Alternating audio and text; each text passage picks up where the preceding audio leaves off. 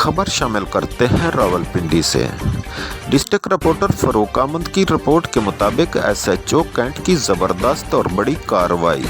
गाड़ियां चोरी और शहरियों से कीमती एशिया छीनने वाला नोमा गैंग का सरगना 3 साथियों समेत गिरफ्तार।